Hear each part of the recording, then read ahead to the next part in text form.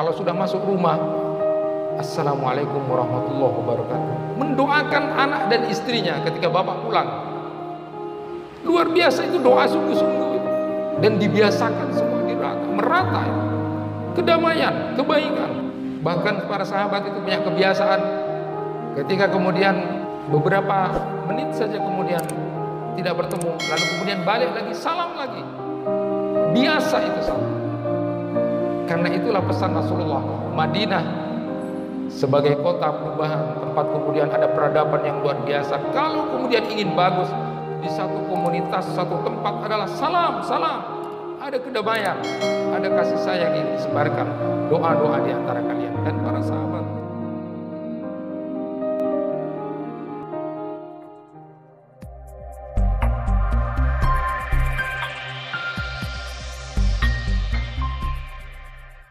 Assalamualaikum warahmatullahi wabarakatuh. Alhamdulillahi rabbil alamin, alladzi amarna an nusliha ma'isyatana linailis sa'adah wa naquma bil wajibat fi ibadatihi wa taqwa. Ashhadu an la ilaha illallah wahdahu la syarikalah wa ashhadu anna Muhammadan abduhu wa rasuluh. Allahumma salli wa sallim wa barik ala nabiyyina Muhammad wa ala alihi wa ashabihi ajma'in, amma ba'd. Bapak-bapak, ibu-ibu, jamaah kuliah subuh yang dirahmati Allah, Wahab bin Munabbih itu mengkategorikan nikmat itu, yang pertama adalah nikmat iman dan Islam. Yang kedua adalah nikmat sehat. Dan yang ketiga adalah nikmat cukup. Tiga nikmat ini harus kita jaga. Iman kita, Islam kita harus kita bawa sampai kita mati. Lalu yang kedua sehat. Sehat ini sekarang menjadi sesuatu yang mahal. Sampai kemudian ada orang mengatakan tahun pandemi ini jangan sakit. Jangan sakit. Dan yang ketiga adalah cukup. Allah memberikan cukup pada keluarga kita hari ini untuk bisa makan, untuk bisa hidup, adalah nikmat terbesar juga yang diberikan Allah kepada kita. Yang pertama itu nikmat iman Islam. Jangan merasa aman dengan iman kita. Jangan pernah merasa aman dengan iman kita. Imam Ibnu Katsir itu dalam Al-Bidayah wan Nihayahnya itu juga menceritakan bagaimana sekelas Abu Hurairah di dalam sujud-sujud beliau selalu berdoa kepada Allah untuk dihindarkan dari perbuatan-perbuatan dosa, dari perbuatan zina, mencuri, dan perbuatan-perbuatan dosa yang lainnya. Ketika ditanyakan kepada Abu Hurairah, "Atakhafu dzalik?" Apakah engkau takut wahai Abu Hurairah tentang itu? Lalu kemudian Abu Hurairah menjawab, "Ma yu'minuni wa iblis hayyun wa musarrifal qulub yasfifuha kulla yasha." Bagaimana aku bisa merasa aman imannya sedangkan iblis masih hidup? Dan zat yang maha membolak-balikkan hati juga membolak-balikkan hati itu sekehendaknya. Ini penting untuk sama-sama kita sadari di saat-saat di akhir-akhir kehidupan ini, dan di saat-saat dalam keadaan pandemi seperti ini. Jangan lupa bahwa setan yang merupakan musuh kita, iblis yang merupakan musuh kita, sudah sesumbar, memang akan menggoda kita sampai kapanpun saja, dan dari sisi dan lini manapun. Orang ahli ibadah pun kena, sudah bersumpah itu dalam Quran surat Al-A'raf ayat 16 sampai 17, karena sudah disesatkan oleh Tuhan, begitu logikanya iblis, maka saya juga akan menggoda manusia-manusia ini untuk ikut ke neraka jahanam, jauh dari jalan yang lurus, digoda dari depan, belakang, kanan dan kiri, semua sisi dan semua lini. Bahkan ahli ibadah pun juga bisa kena, merasa menjadi orang baik, ujub pada dirinya dari semua sisi. Hati-hati. Maka Abu Hurairah mengatakan, bagaimana aku bisa merasa aman imannya kalau iblis masih terus bergerak dan hidup? Kita kadang-kadang lupa tentang itu. Sampai kemudian Ibnu Jauzi itu menulis karya tentang talbis iblis. Ada juga banyak ulama-ulama yang menulis tentang mudawatus syaitan lil insan, bagaimana perseteruan setan dengan manusia. Kalau Rasulullah sallallahu alaihi wasallam sampai menyatakan setan itu sudah putus asa untuk membuat dirinya diibadahi, disembah oleh orang, tetapi keberhasilan setan itu adalah membuat sesama muslim, sesama mukmin itu bermusuh-musuhan. Kita miris akhir-akhir ini umat Islam terlalu mudah untuk diadu domba, saling bermusuhan, saling mencela, saling merendahkan dan saling menjatuhkan. Dan mereka adalah orang-orang aktivis, orang-orang bagus ibadahnya. Apakah lupa kalau kemudian Abu Hurairah di dalam sujud-sujudnya selalu berdoa kepada Allah untuk terhindar dari itu? Siapa yang kemudian menjamin iman kita menjadi aman sementara iblis hidup dan bergerak? Itu menjadi perhatian kita. Kalau kita sesama muslim dan sesama mukmin lalu kemudian suka bermusuh-musuhan, suka menjatuhkan, suka merendahkan, gagal kita sebenarnya. Tidak bisa menikmati rasa ibadah, halawatul ibadah itu dengan baik. Manisnya beribadah kepada Allah sudah banyak dikotori oleh hal-hal seperti itu. Harusnya kita saling mencintai dan menyayangi. Nanti kita akan sampaikan itu. Masyiral muslimin rahimakumullah, Bapak dan Ibu. Nah, kalau sudah demikian, maka penting untuk kita bermuhasabah diri dulu. Tadi saya sebelum kesini kemudian sempat baca di Al-Mu'jam Al-Wasit itu satu doa yang dibaca oleh Rasulullah SAW. Aisyah radhiyallahu anha menceritakan tentang itu, bahwa Rasulullah SAW di beberapa bagian salat beliau membaca Allahumma hasibni hisaban yasira. Ya Allah, hisablah aku nanti dengan hisab yang mudah. Di beberapa bagian salat Rasulullah SAW sering mengulang-ulang doa itu. Saya tidak yakin kalau kemudian kita baca itu. Rasulullah SAW membaca itu, minta kepada Allah hisabnya diringankan oleh Allah. Rasulullah maksum, tidak pernah berbuat dosa dan salah, tapi memohon kepada Allah hisabnya yang ringan. Ya Allah, hisabnya yang ringan. Pernahkah kita kemudian membaca itu? Hisabku nanti di akhirat. Saya ingin menyampaikan sebuah riwayat ketika Aisyah radhiyallahu anha suatu saat menangis karena ingat neraka. Aisyah itu nangis karena ingat neraka. Lalu kemudian Rasulullah SAW bertanya kepada Aisyah, kenapa engkau menangis? Apa yang menyebabkan engkau menangis? Lalu Aisyah menjawab, karena aku ingat neraka. Sebelum saya lanjutkan, ini penting. bahwa ternyata ibu-ibu itu suka menangis. Tetapi ketika saya tanya, kenapa ibu banyak menangis? Hampir rata-rata tidak ada yang menjawab karena takut neraka.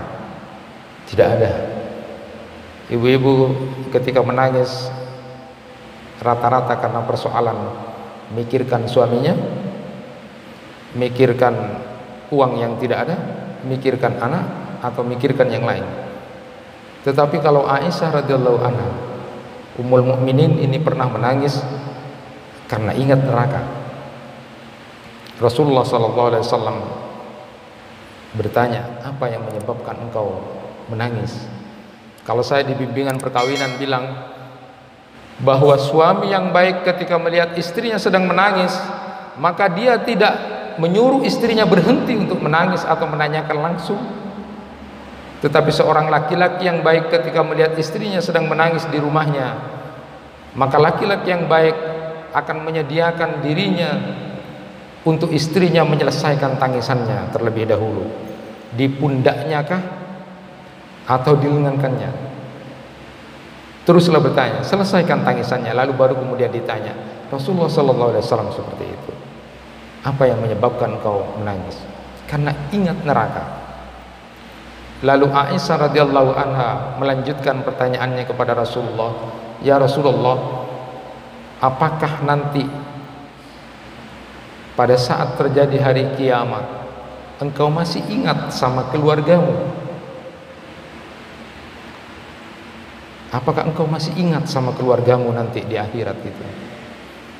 Lalu Rasulullah SAW menyatakan bahwa nanti di akhirat ada 3 keadaan di mana antara satu orang dengan orang yang lainnya sudah tidak lagi mengingat dan ingat dari saking takut dan cemasnya pada saat itu.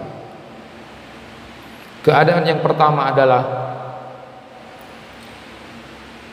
pada saat di mizan, di timbangan amal. Begitu sangat takut dan cemasnya manusia pada saat mizan, penimbangan amal. Di saat dia kemudian nanti tahu apakah amalnya, amal kebaikannya lebih ringan atau lebih berat dari keburukannya. Cemas, takut ketika di mizan. Yang kedua adalah saat dimana akan dibagikan catatan amalnya. Pada saat itu kemudian manusia sudah tidak ingat antara satu dengan yang lain karena ketakutan dan kegelisahan yang luar biasa. Apakah nanti catatan amalnya diterima dari tangan kanannya atau dari tangan kiri atau di balik punggungnya? Lalu kemudian yang ketiga, saat dimana seorang hamba melewati sirat yang di bawahnya sudah ada neraka. Saat itulah manusia antara satu dengan yang lainnya sudah tidak ingat siapapun karena takut dan cemasnya. Itulah 3 keadaan yang kemudian disebutkan oleh Rasulullah SAW antara satu dengan orang lainnya tidak lagi ingat. Barangkali bapak dan ibu bisa melakukan perenungan seperti itu di malam hari. Ya Allah, bagaimana hisabku nanti? Kalau disebutkan dalam hadis itu, riwayat Aisyah radhiyallahu anha itu, bahwa hisab ketika kita nanti akan menerima catatan amal kita, apakah di tangan kanan atau kiri atau di balik punggung kita, itulah saat yang sangat mencemaskan. Makanya dalam kitab Nawadul Usul itu, Al-Hakim At-Tirmizi itu menyatakan itulah saat puncak manusia dalam keadaan ketakutan dan kecemasan yang luar biasa. Saat kemudian amalnya dipaparkan oleh Allah Subhanahu wa taala, diperlihatkan. Bayangkan, kata Imam Al-Qurtubi dalam kitab At-Tazkirahnya itu, beliau menyatakan, andaikan saat itu kamu renungkan dan bayangkan saat itu kamulah yang akan dipanggil oleh Allah, namamu yang akan dipanggil oleh Allah Subhanahu wa taala untuk melihat apapun yang kamu lakukan selama di dunia ini. Siapkah lalu kemudian bisa membaca itu? Kalau Allah Subhanahu wa taala menyatakan baca kitabmu sendiri, tidak ada satupun yang terluput. Ada yang ketakutan, ada yang kecemasan, ada yang malu, kesedihan, kecemasan yang luar biasa saat kemudian seperti itu. Maka kemudian berbahagialah orang yang menerima kitab catatan amalnya dengan tangan kanannya. Itulah yang nanti akan merasakan hisab yang ringan itu. Allahumma hasibni hisaban yasira. Berdoalah seperti itu di sela-sela kita sholat. Ya Allah, hisablah aku dengan hisab yang ringan. Bahkan Rasulullah menyatakan itu bukan hisab, tapi itu adalah al-arad. Ketika Aisyah radhiyallahu anha bertanya, itu adalah al-arad, pemaparan amal. Saat itu kemudian ditunjukkan kepada hamba itu ini. Dia juga takut karena di situ ada dosa dan kesalahan yang dilakukan, tapi kemudian oleh Allah ditutup. Dia sudah mengira juga akan disiksa oleh Allah. Dengan hisab yang ringan itu saja dia cemas dan takut. Lalu kemudian Allah menyatakan, kamu akui dosa-dosa ini. Lalu Allah memaafkan dan mengampuni sebentar saja. Itulah maha luasnya Rahman dan Rahimnya Allah, memberikan maaf dan ampunan kepada hambanya yang dikehendaki dengan hisab yang ringan itu. Berdoalah. Salah satu di antara yang diajarkan oleh Rasulullah di dalam salat, Allahumma hasibni hisaban yasira. Diperlihatkan dosanya, tapi kemudian diampuni oleh Allah Subhanahu wa taala. Ma'asyiral muslimin rahimakumullah. Maka sama kita harus menyadari tentang itu. Nanti di akhirat, pada saat kita semuanya akan berhadapan dengan persidangan Allah masing-masing, harus kita baca dan kita persiapkan menjadi bahan perenungan kita di zaman, di akhir-akhir fase-fase kehidupan yang akhir ini.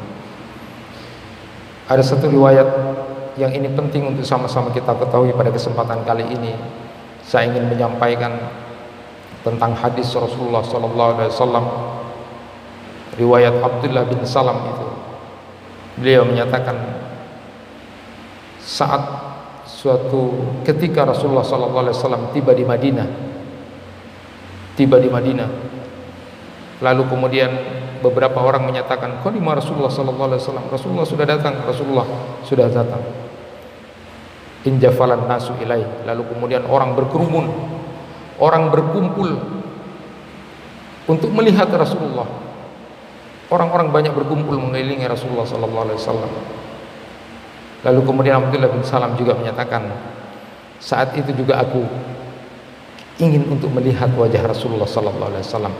Saat ketika kemudian aku sudah melihat wajah Rasulullah, lalu kemudian aku melihat bahwa wajahnya bukan wajah pembohong. Luar biasa. Lalu apa yang dikatakan oleh Rasulullah SAW pertama kali? Ya ayyuhan nas, hafsus salam, wa'atim ta'am, wasilul arham, wa qiyamul lail wan nasu niyam, tadkhulul jannah bisalam. Pertama kali yang diucapkan oleh Rasulullah SAW ketika berada di Madinah itu sebagai sebuah perubahan besar yang dilakukan. Saat ada di Madinah itu, Rasulullah SAW menyampaikan kepada banyak manusia. Yang pertama kali beliau sampaikan adalah sebarkan salam, sebarkan kedamaian, sebarkan kebaikan-kebaikan di antara kalian. Ini kata kuncinya, ifsa'us salam, sebarkan, ratakan itu salam. Doa-doa kepada Allah agar saudara-saudara kamu mendapatkan keselamatan dan keberkahan. Luar biasa. Sahabat itu punya kebiasaan, Bapak dan Ibu sekalian, punya kebiasaan memberikan salam di keluarganya, di mana saja bertemu. Dibiasakan salam. Berdoa bahkan lengkap kalau sudah masuk rumah, Assalamualaikum warahmatullahi wabarakatuh. Mendoakan anak dan istrinya ketika bapak pulang. Luar biasa, itu doa sungguh-sungguh dan dibiasakan semua merata itu. Kedamaian, kebaikan. Bahkan para sahabat itu punya kebiasaan ketika kemudian beberapa menit saja kemudian tidak bertemu, lalu kemudian balik lagi, salam lagi. Biasa itu salam. Karena itulah pesan Rasulullah, Madinah sebagai kota perubahan, tempat kemudian ada peradaban yang luar biasa. Kalau kemudian ingin bagus di satu komunitas, satu tempat adalah salam, ada kedamaian, ada kasih sayang yang disebarkan, doa-doa di antara kalian. Dan para sahabat punya kebiasaan itu, salam. Bahkan dalam riwayat masyhur itu, ketika ada seorang pemuda yang salatnya tidak baik, salat lagi kata Rasulullah. Ternyata setelah selesai salat, pemuda itu menghadap Rasulullah, salam. Salat lagi kata Rasulullah, salat lagi, selesai, lalu kemudian menghadap Rasulullah, salam lagi. Cerita dari seorang pemuda yang tidak tumak ninah itu, yang salatnya tidak diterima. Tetapi di sisi cerita yang lain, dari sisi cerita atau riwayat itu, pemuda yang tadi salat itu disuruh mengulang lagi oleh Rasulullah. Ketika mau berhadapan dengan Rasulullah, salam lagi. Betapa luar biasanya ditumbuhkan rasa sayang dan cinta sebagai seorang mukmin dan sebagai seorang muslim. Kalau ingin sebuah peradaban bagus, maka kuncinya adalah rasa sayang, rasa mencintai. Tidak ada kebencian di antara sesama mukmin. Maka sebaliknya, kalau di antara sesama mukmin dan muslim sudah ada kebencian, perendahan, penjatuhan, maka jangan diharap akan ada rahmat Allah. Rasulullah mengajarkan, ya ayuhan nas, absalam, sebarkan salam, luar biasa. Bahkan ada kebiasaan dari Ibnu Umar itu, beliau itu ketika setiap datang ke pasar itu senang untuk salam sama orang lain. Jadi dilewatkan dengan Ibnu Umar dengan Tufail itu, beliau ketika diajak ke pasar senang. Bukan senang untuk beli-beli atau belanja, tetapi setiap dia ke pasar, dia senang kemudian berdoa kepada saudara-saudaranya yang ketemu di pasar, tukang becak bahasanya kalau sekarang ini. Kalau kita ketemu dengan tukang becak, dengan saudara, dengan pedagang, assalamualaikum. Karena ingin mengamalkan apa yang kemudian disabdakan oleh Rasulullah, sebarkan kedamaian, sebarkan kasih sayang di antara kita sesama mukmin dan muslim. Betapa naifnya aktivis ahli ibadah, tapi saling menjatuhkan, saling merendahkan, bahkan saling memperolok-olok sesama muslim. Kita menangis dan sedih. Bukankah di awal tadi saya sudah bercerita bagaimana Abu Hurairah kemudian bertawud kepada Allah, mohon perlindungan kepada Allah. Lalu kemudian ketika ditanya, apakah kamu takut dengan iman kamu sekarang? Tidak.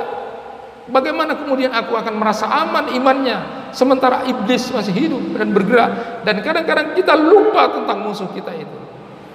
Di setiap sisi dan lini membuat kita kemudian terjebak untuk jauh dari Allah. Bahkan ketika pun mereka gagal untuk membuat kita menyembah mereka, menyembah setan, dibuatlah kita saling bermusuh-musuhan antara satu orang dengan yang lainnya, antara tetangga dengan tetangga yang lainnya. Sebarkan salam. Ciri orang yang kemudian punya salam ini, kasih sayang ini, adalah dengan salam. Bapak dan ibu kalau tidak percaya dengan salam itu, kalau sudah ketemu orang satu dengan yang lainnya, dari jauh sudah tidak akan menyapa itu.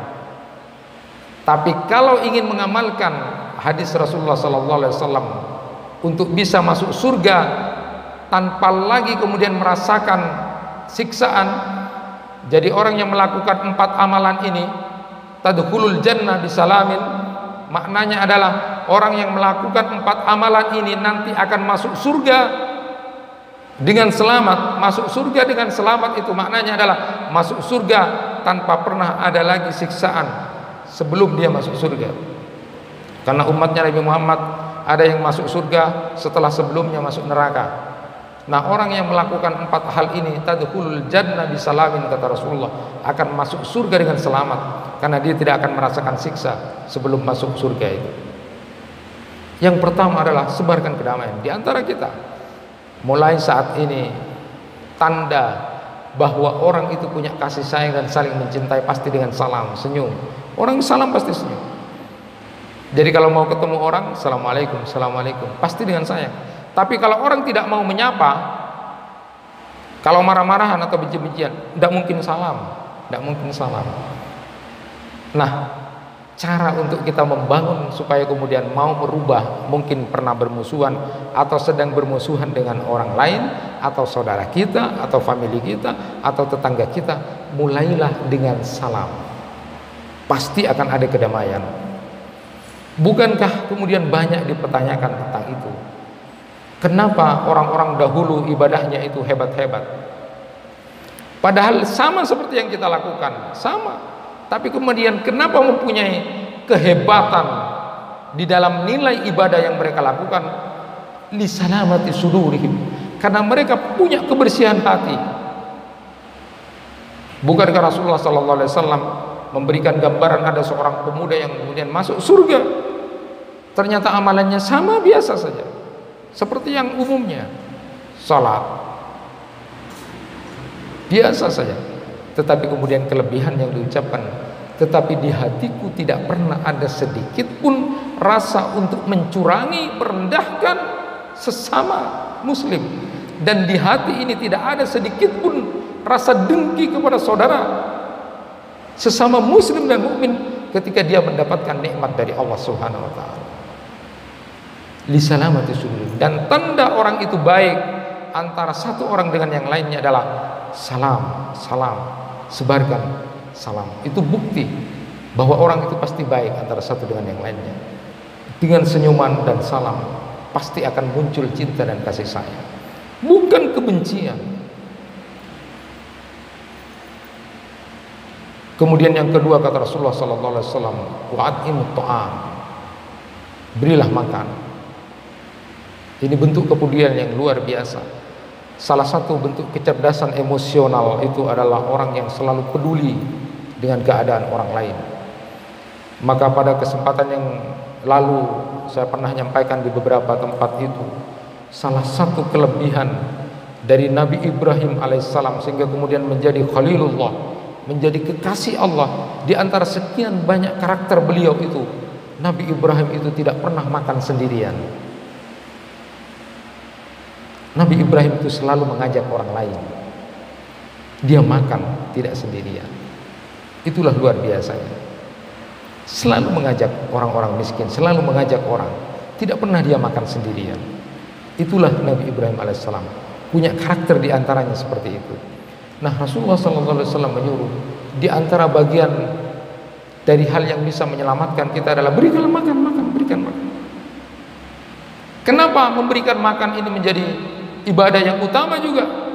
Karena dengan makan ini orang akan menjadi kuat, darahnya mengalir, dan dia kalau dia menjadi orang baik, beribadah kepada Allah, kita juga akan dapat amal jariah dari orang yang melakukan kebaikan ini. Karena itu amut to'am, suka memberikan makan pada orang lain. Berbahagialah orang yang punya kepedulian ini. Di dalam banyak ayat Al-Quran maupun hadis Rasulullah, orang yang kemudian suka memberikan makan pada orang lain, memberikan infak, memberikan apapun yang dia punya, itu tidak akan berkurang, tapi akan selalu ditambah oleh Allah Subhanahu wa taala dan akan diganti oleh Allah Subhanahu wa taala. Yakinlah itu. Bagian dari orang yang ingin masuk surga dengan selamat adalah it'amut ta'am.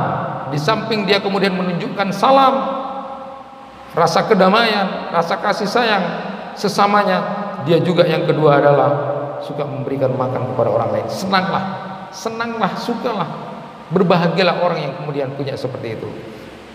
Karena termasuk orang-orang yang celaka kalau kemudian muncul di hatinya rasa bakhil, pelit, itu yang akan berbahaya nanti di akhirat. Yang ketiga adalah wasilul arham, sambunglah tali persaudaraan dengan orang yang sedang putus persaudaraan.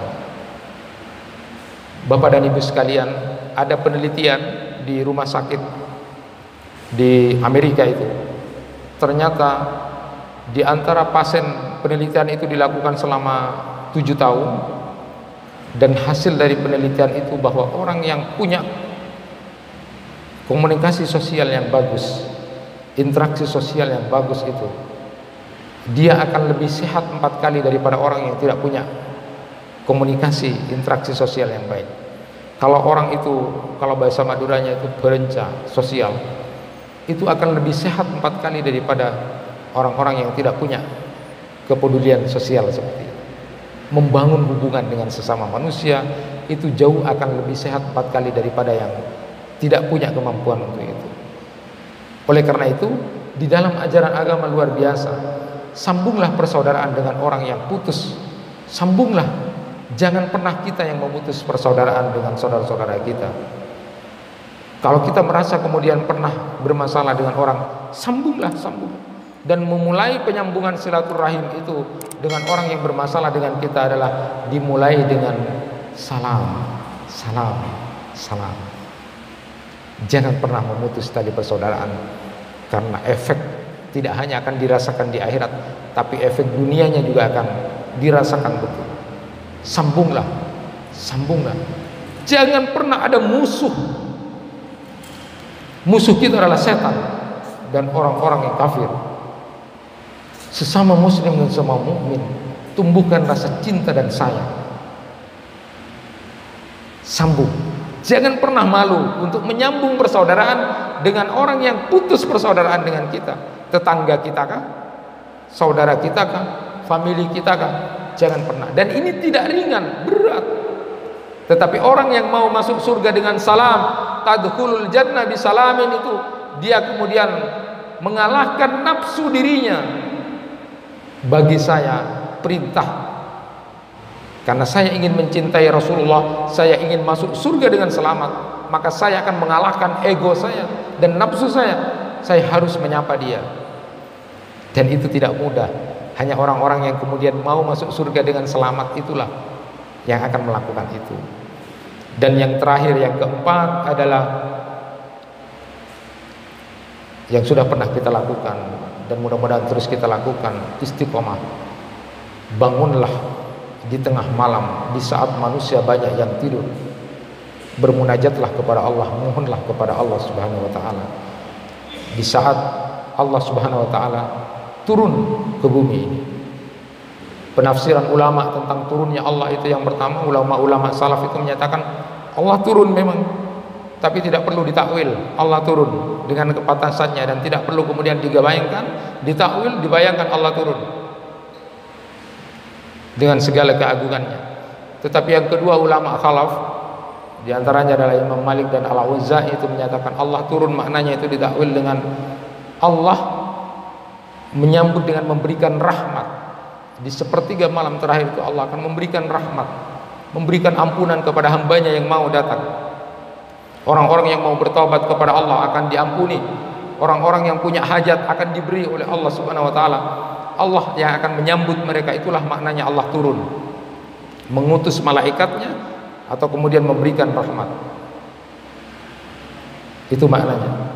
Maka sambutlah, bangunlah di sepertiga terakhir untuk bermunajat kepada Allah Subhanahu wa taala.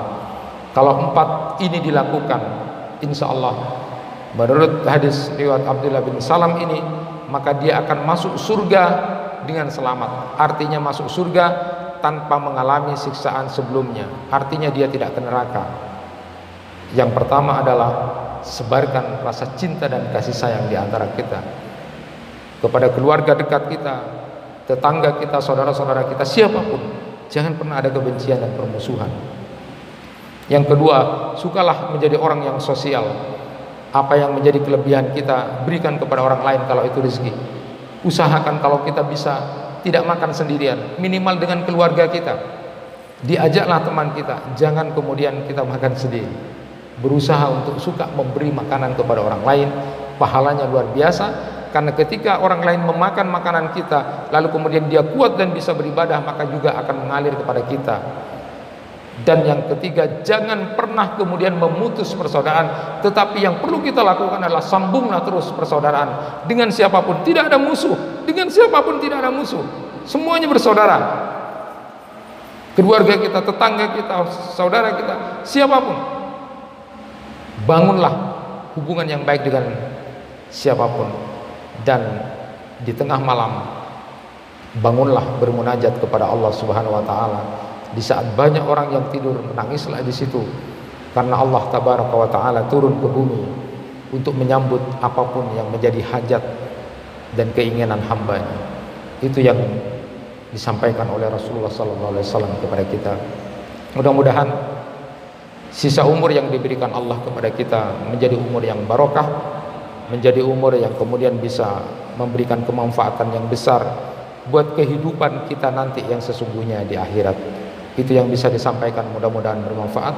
Kurang lebihnya mohon maaf. Wassalamualaikum warahmatullahi wabarakatuh.